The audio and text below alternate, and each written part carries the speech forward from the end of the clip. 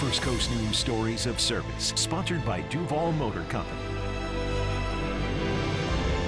In today's Stories of Service, I want to shine a spotlight on our local Marines. There's a small group of them at Naval Air Station Jacksonville.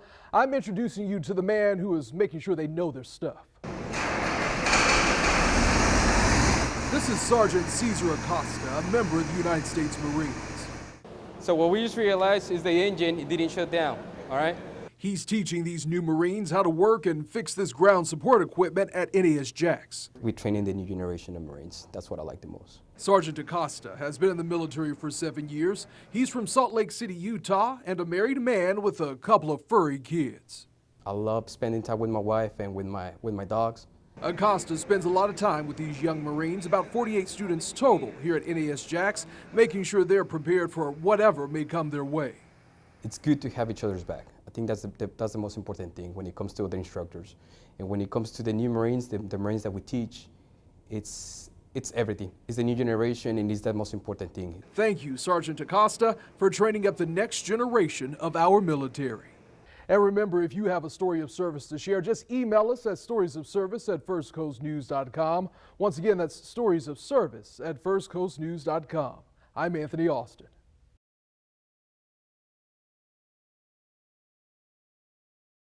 First Coast News Stories of Service, sponsored by Duval Motor Company.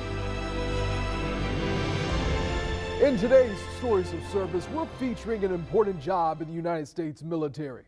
When our service members are hungry, somebody has to feed them to keep them strong and healthy. Today, I want to introduce you to the man who keeps sailors' bellies full at Naval Station Mayport. So these are like everyday ovens that you would have at home, except they are a little bigger. This is Petty Officer Second Class Joshua Campos, a culinary specialist in the United States Navy. Over here we have our potatoes. This whole entire bin will be cut and used for dinner. He feeds about 500 to 600 men and women every day at Naval Station Mayport, and from what I saw and smelled, he does a great job. For Taco Tuesday, we have jalapeno cornbread. This was made this morning. We caught up with him on his 7th anniversary in the Navy, and the same day he became a certified chef. Really enjoyed cooking when I was in high school, and so I wanted to have a job that would give me experience in the world outside of the military. This Texas native says most of the sailors at Mayport love the chicken cordon bleu, but he has a favorite meal of his own. Me personally, I like cooking any kind of Asian style dishes. So anything that kind of represents that, such as like adobos or stir fries. Mongolian bar is a really fun one that we'll do. And so those are my personal favorites that we can make. Thank you, Petty Officer Second Class Joshua Campos, for your service to our country and our kitchens. And remember, if you have a story of service to share, just email us at storiesofservice@firstcoastnews.com. Once again, that's storiesofservice@firstcoastnews.com. I'm Anthony Austin.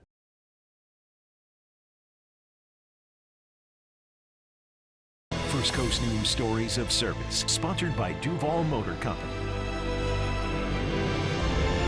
In this week's Stories of Service, we're going to Naval Air Station Jacksonville to meet the Senior Sailor of the Year. She's a proven leader on base and out of uniform, a proud mother of one who considers her daughter her shining star. I'm currently an aviation electrician's mate, first class petty officer. Petty Officer Jennifer Ledesma is a native Texan who now calls NAS Jax home. She currently works in maintenance control with Patrol Squadron 30. Was anybody trying to get in touch with Aircraft 435? Ledesma helps keep these big military planes in the air. So basically, if the plane breaks, we fix it. We also try to prevent the plane from breaking down. The 35-year-old is the recipient of numerous awards. AE's had an assist math too, right? Including Navy and Marine Corps Commendation medals. But if you ask her about her biggest accomplishment, she'll tell you it's her 11-year-old daughter. She keeps her picture in her pocket. She reminds me every day why I fight, every day why I still stay strong. So whenever I have a moment, I just bring out her picture, look at it, brings so much joy and happiness to my life. When Ledesma is not in uniform, she's making sure her little girl grows up to be a strong and successful woman. We are very involved with the Girl Scouts, Troop 2100. We go camping, outdoors adventures. We do everything to help empower the future girls of tomorrow. And when she's not working on these planes, she's continuing to pursue her education. I got my associate's degree in general education. Now I'm currently working on my bachelor's in applied mathematics while saving my GI Bill to utilize towards my daughter, so when she's ready to go to college, she'll be set up for success.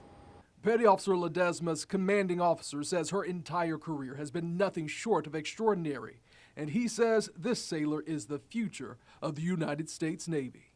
Great things happening, and I can't wait to see what the future brings for us. And if you have a story of service to share, I would love to hear from you. Just email us at storiesofservice@firstcoastnews.com. Once again, that's storiesofservice@firstcoastnews.com.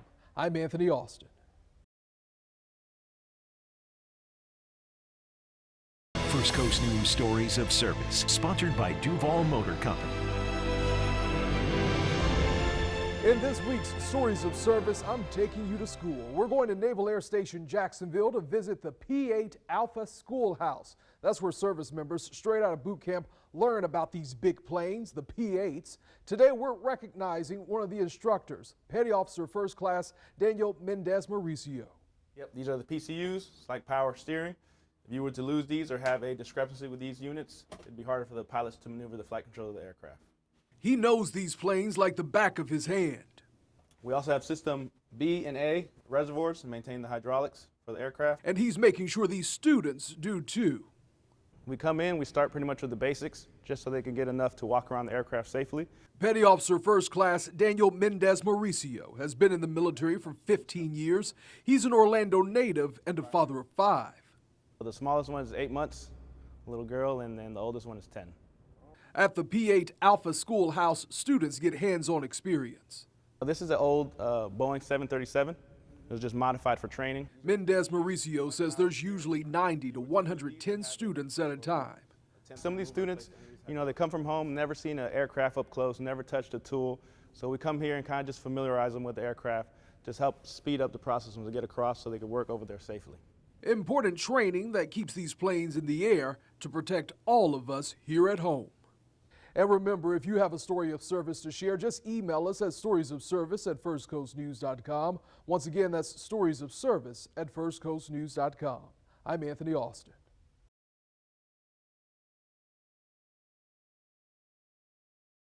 First Coast News Stories of Service, sponsored by Duval Motor Company. In today's Stories of Service, I don't think I have enough time to talk about this amazing veteran I interviewed. Her name is Anita Morris, and she's 100 years old. She'll be 101 later this year. I want you to take a look at these photos that help tell her story. This is a picture of Mrs. Morris with her husband, son, and daughter on Jacksonville Beach in 1954. She married the love of her life, Edward Morris, on October 1st of 1945. World War II had just ended the previous month. Morris actually met her husband in the military. Listen to this. They fell in love in the Chow Hall. She joined the United States Coast Guard during World War II, and she was just a sophomore in college at the time. I didn't want to leave Mom, but I was saying to myself, I need to do something for my country. I didn't have any men in our family who could serve. And it was, I felt it was my duty to do it. Morris's parents came to the United States from Italy. She was born in New York, and she says her parents loved America and literally kissed the ground on the day they became citizens. That was some of her inspiration to serve this country. During her military service, Morris says she had to take inventory and send reports to Washington. Also in this photo, you can see her promoting the Coast Guard on live radio while stationed here in Jacksonville.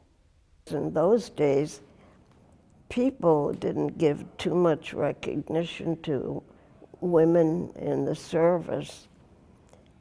They thought we were handmaids. Mrs. Morris said she enjoyed her 3 years with the United States Coast Guard and was never scared while she was serving. She said she would have continued her military career, but she started a family and wanted to focus on her husband and children. In fact, she said she would serve again if she could and encourages young women to consider a military career. I'm very proud of having served my country, and I feel as if maybe I've given a little bit back to my country when it has given me everything. Mrs. Morris will be honored during the Players this week. In fact, tomorrow is Military Appreciation Day at the Players, and this year's focus is on women veterans. She will be on the front row during the ceremony. And I want to thank the team at the Players for sending me this story idea. If you have a story of service to share, just email us at storiesofservice@firstcoastnews.com. Once again, that's storiesofservice@firstcoastnews.com. I'm Anthony Austin. First Coast News Stories of Service, sponsored by Duval Motor Company. In today's Stories of Service, I want to introduce you to Army Staff Sergeant Neil Martin III. He's a great man, a great soldier who is giving back to his community in a special way. Let me take you inside the Army recruiting office on Jacksonville's north side. I mean, you know, this is your choice, it's your career, right? Okay. He's been in the United States Army for almost 13 years. So when you leave here, we're gonna give you study material. They should hook you up. Now he's helping build the next generation of our military. A lot of times when I look at young men and young women, I see myself in them. I see what they've been through. Staff Sergeant Neil Martin III grew up in Jacksonville in the Lackawanna neighborhood. He said times were tough. A lot of violence, a lot of death. A lot of my friends passed away. Martin joined the Army to give his family stability and structure. His military career has taken him across the world, including Afghanistan. I remember someone came up to me and said, they was like, thank y'all for being here. That's probably, at that point I knew that I did something great. His love for people is evident. The smile on his face tells it all. It was his idea to come back home and recruit young men and women in his community. I volunteered to recruit. I asked the big Army, hey, could you send me back home? They sent me back home, and just having that natural conversation with these young kids about this is a career, this is a pathway that you can take, and I can help you get that pathway. I can help you make a great choice in doing this. I can show you stability. Martin's wife, April, is also an Army veteran. By coincidence, we featured her in a prior Stories of Service. Together, they have 5 children.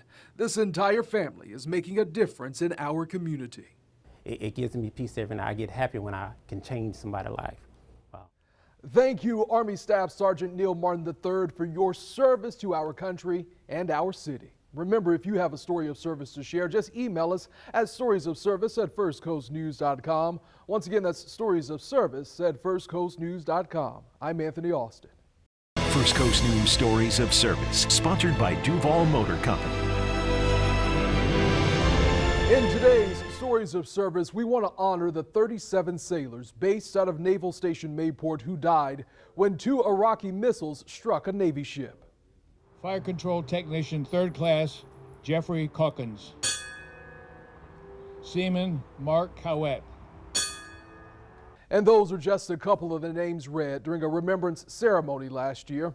On May 17, 1987, while on patrol in the Arabian Gulf, almost 40 sailors died when 2 Iraqi missiles struck the USS Stark. Despite the severe damage inflicted, the heroic efforts of Stark's crew saved the ship. Stark was decommissioned at Mayport in 1999. The memories of the night was horrific. I was asleep in my compartment, ship's control. It was just like a sudden shock. And as you heard there, each year sailors from the 1987 crew of the USS Stark and family members attend a service which features accounts of some of the events that occurred following the attack aboard the ship. And that's happening tomorrow at 10 a.m.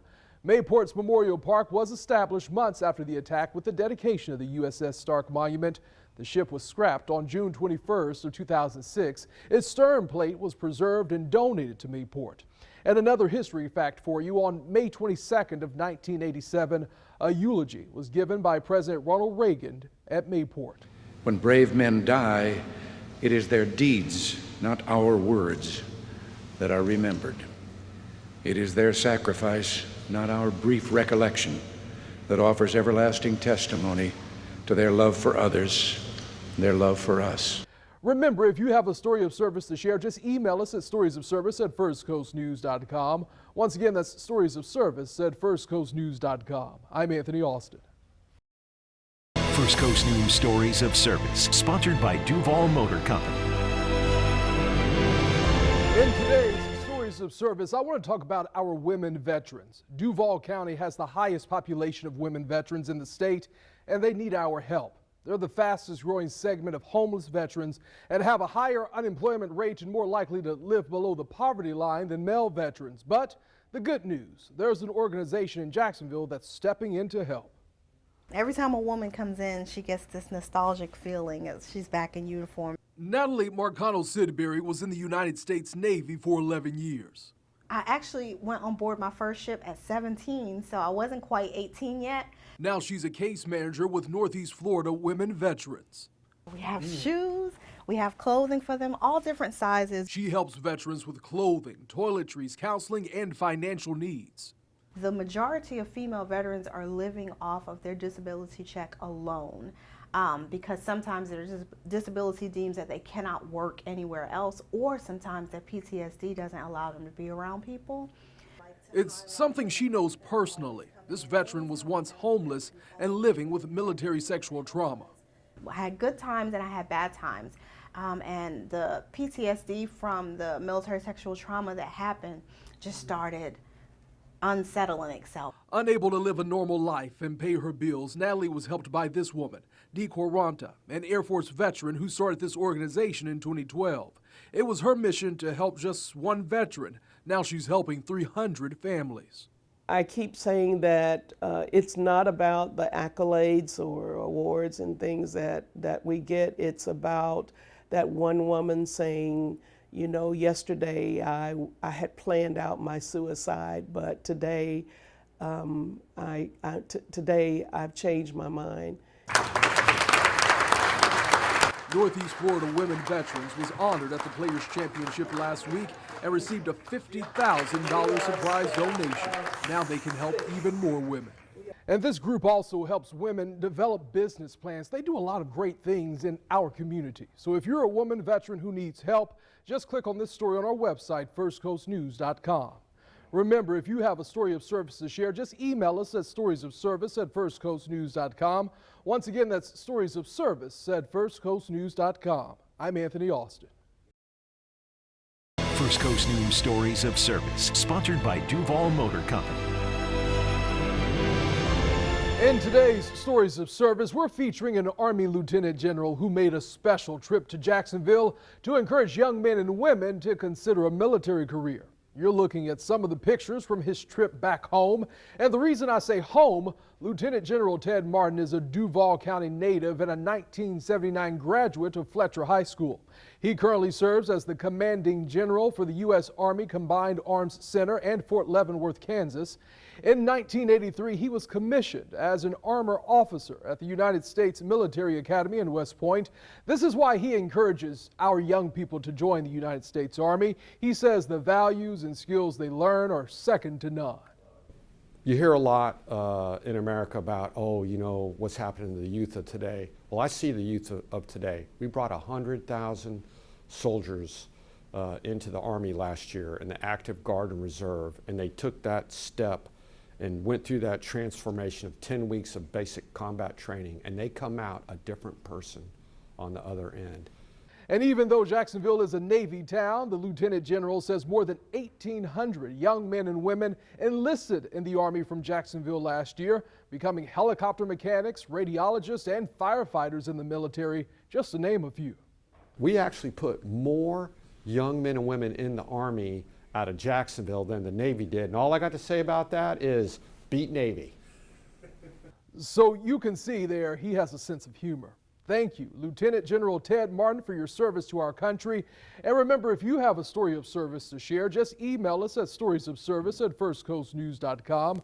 Once again, that's storiesofservice@firstcoastnews.com. I'm Anthony Austin. First Coast News Stories of Service, sponsored by Duval Motor Company.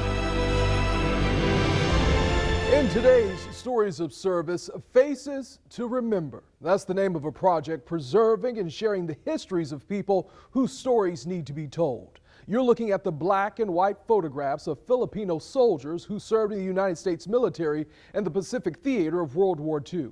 Out of the 260,000 Filipino soldiers who served, only 15,000 are left. Jacksonville photographer Agnes Lopez, who is of a Filipino descent, has made it her mission to tell these stories. She says she was taught so little about this subject, although it had a direct effect on her family. I started learning more about my history, and I realized that me being born and raised here in Jacksonville, Florida, I didn't know this history. For example, this is Patricio Gagno, 97 years old. He was part of the force that fought the 3-month Battle of Bataan in the Philippines against the Japanese in World War II.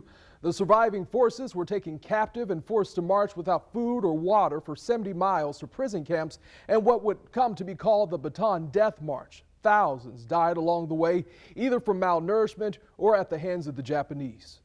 And in exchange, they were promised benefits and citizenship. And after the war was ended, some laws were passed and they said, thank you, but never mind. Agnes Lopez is taking her photographs around town, sharing these stories. She was invited to CSX to speak with employees about the project. She says you can request to have these photographs on display at your business or whatever public setting you would like, because she says this history is important. This is American history. These photographs are also available online. Lopez also features Holocaust survivors and one of the first black teachers in Duval County Public Schools. You can find this story on our website right now, firstcoastnews.com, and in the First Coast News app. Remember, if you have a story of service to share, just email us at storiesofservice@firstcoastnews.com. Once again, that's storiesofservice@firstcoastnews.com. I'm Anthony Austin. First Coast News Stories of Service, sponsored by Duval Motor Company. In today's Stories of Service, we want to honor our local members of the United States Navy who are currently operating out of Naval Air Station Pensacola. First, we want to recognize Petty Officer 3rd Class Raja Williams. She's a Jacksonville native. Williams is assigned to Navy Medicine Readiness and Training Command Pensacola, operating out of Naval Air Station Pensacola. Williams joined the Navy 4 years ago, and today she serves as a religious programs specialist. She says her father was in the Navy and that inspired her to join. She's a graduate of Oak Leaf High School. Next, we have Seaman Janelle Hatley. She's assigned to Navy Medicine Readiness and Training Command Pensacola, operating out of Naval Air Station Pensacola. Hatley joined the Navy 1 year ago, and today she serves as a personnel specialist. She says she joined the Navy because she wanted to start a career and seek educational opportunities. Mass Communication Specialist Daniel Cleary is next. That's him on the right. He's a resident of Jacksonville. In these photos, Cleary is presented a frocking letter prior to being advanced to First Class Petty Officer. He says making First Class is a big honor because it means the Navy, quote, sees what I have done during my service and thinks I'm ready for more. Remember, if you have a story of service to share, just email us at storiesofservice@firstcoastnews.com. Once again, that's storiesofservice@firstcoastnews.com. I'm Anthony Austin. First Coast News Stories of Service, sponsored by Duval Motor Company. In today's Stories of Service, I have an update on how the daughter of a fallen hero is carrying on his legacy. This is Abby Chalfont. She graduated from the University of Florida in December with a 3.8 GPA. She currently works at a school for students with special needs in Jacksonville and volunteers at an equine therapy center that serves children with disabilities. On the right is Abby as a baby. That's her father holding her.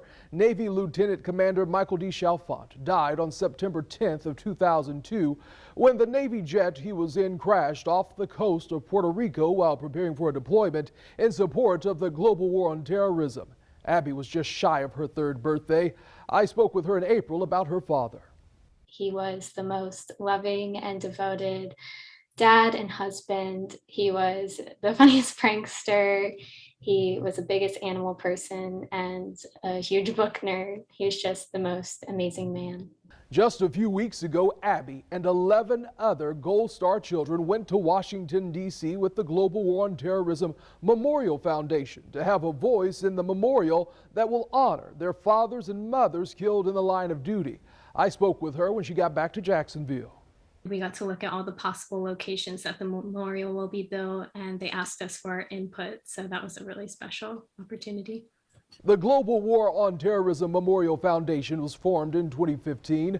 The memorial will honor those who served and sacrificed as part of global counterterrorism operations since September 11th. It will be entirely funded by donations. Abby says she enjoyed being around others who understood her story. To be able to share my dad's story with them and learn about their parents was a really special opportunity, and we really bonded with one another and found a way to heal through sharing our stories. To learn more about the memorial, you can open up this story in the First Coast News app or on our website, firstcoastnews.com. And remember, if you have a story of service to share, just email us at storiesofservice@firstcoastnews.com. Once again, that's storiesofservice@firstcoastnews.com. I'm Anthony Austin. First Coast News Stories of Service, sponsored by Duval Motor Company. In today's Stories of Service, a very special birthday. Mrs. Jessie Dunbar is turning 100 years old. She's a World War II veteran who has lived a great life.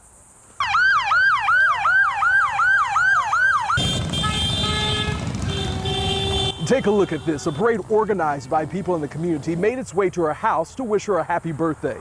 I first met Jessie Dunbar last year when she turned 99 years old. I featured her story of service, and as I mentioned, she's a World War II veteran. She served in the United States Navy as a WAVE in the 1940s. WAVE stands for Women Accepted for Volunteer Emergency Service. So I asked her, what is her secret of living a long life? I don't know why I'm here. I mean, 100 sounds like an awful lot, doesn't it? But I am thrilled that the Lord has decided to leave me for a little bit longer. I think hard work is what I really contribute to the fact that I'm here. Walt Dunbar is her late husband. He was one of the first sports directors for Channel 12 in the 1950s. He too was in the Navy. That's where they met. He passed away in 1986. So for her birthday, I gave her a card signed by all of us here at First Coast News and some gifts from the station. And Atlantic Beach Mayor Ellen Glasser was here to read a proclamation for Mrs. Dunbar. So remember, if you have a story of service to share, just email us at storiesofservice@firstcoastnews.com. Once again, that's storiesofservice@firstcoastnews.com. I'm Anthony Austin. First Coast News Stories of Service, sponsored by Duval Motor Company. In today's Stories of Service, let's recognize some of our hometown heroes who are serving in the United States Navy. First, we have Lieutenant Commander Jonathan McNeese. He's a surface warfare officer aboard the USS Sampson, currently operating out of Washington State. A Navy surface warfare officer is a designation for officers who work in the surface fleet. Specifically, McNeese is the ordnance officer, so he manages the conventional weapons and ordnance on the ship. McNeese is a Jacksonville native and a 2005 Stanton College Preparatory School graduate. Quartermaster Seaman Vincent Patterson from Jacksonville stands lookout watch on Vulture's Row as Navy's only forward deployed aircraft carrier USS Ronald Reagan pulls into the naval base of Guam for a scheduled port visit. Ronald Reagan, the flagship of Carrier Strike Group 5, provides a combat-ready force that protects and defends the United States and supports alliances, partnerships, and collective maritime interests in the Indo-Pacific region. And you know, our military members do have a chance to enjoy themselves in their downtime. Aircrew Survival Equipmentman Second Class Taché Polidor from Jacksonville plays bingo on the mess decks aboard an amphibious assault carrier, the USS Tripoli. And Operations Specialist Second Class Zach Novo from Pasco and Quartermaster First Class Andrew Messino from Jacksonville compete in a morale, welfare, and recreation-sponsored cornhole tournament aboard the USS Bainbridge in the Adriatic Sea. So I want to say thank you to the Navy for always sending us these great photos. Remember, if you have a story of service to share, just email us at storiesofservice@firstcoastnews.com. Once again, that's storiesofservice@firstcoastnews.com. I'm Anthony Austin.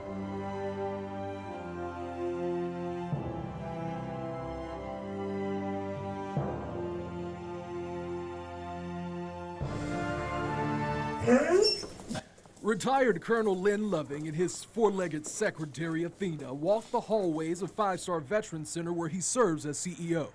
Not only do we need a place like this, but we need more of them. This center, which was once an old nursing home, helps veterans suffering from a number of mental health issues like PTSD get back on their feet. A lot of times these young veterans don't realize that they have post-traumatic stress or traumatic brain injury for several years after they get off of active duty. In 1960, Colonel Loving was commissioned a second lieutenant in the United States Marine Corps, serving for 30 years before earning the title of colonel. The awards and accolades in his office tell his story better than I can. He even served as the operations officer for President Reagan's inauguration. And after all these guys started talking, they called us up and said, "Would you do another one?" In his role as CEO at Five Star, his greatest achievement, helping more than 600 veterans in the past 10 years get their lives back. Try to get them reconnected with either a job or schooling, get them functioning on what their long-term goals are and working towards those long-term goals, and financial stability. He plans to help even more in the next few years with his faithful secretary by his side.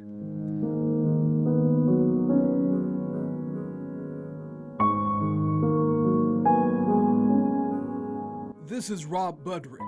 He served in the Army, Special Forces for 13 years and then another 12 as a defense contractor over in the Middle East. Our family is a military family. Kim Zakraska is his sister who loved him dearly.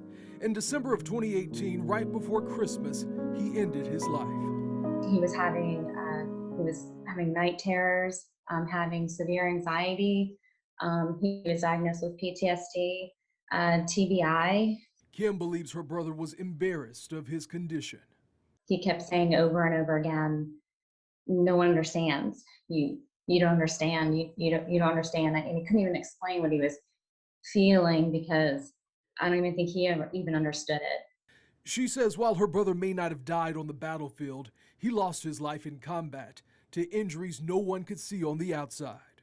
He died because of these internal injuries, and unfortunately, they're not recognized as heroes. I searched and I looked and just felt like he's just kind of left behind. Kim wants her brother and others like him to be recognized as heroes. She started this website, veteransuicidememorial.com, and also a Facebook page where families can share stories and honor their veterans who gave, as she describes, the internal ultimate sacrifice. You know, the more we talk about it, I think that the more recognition that our veterans will have and receive, and hopefully that'll cause some traction to provide better support for them when they come home. In today's Stories of Service, I want to introduce you to an Army veteran and his best friend.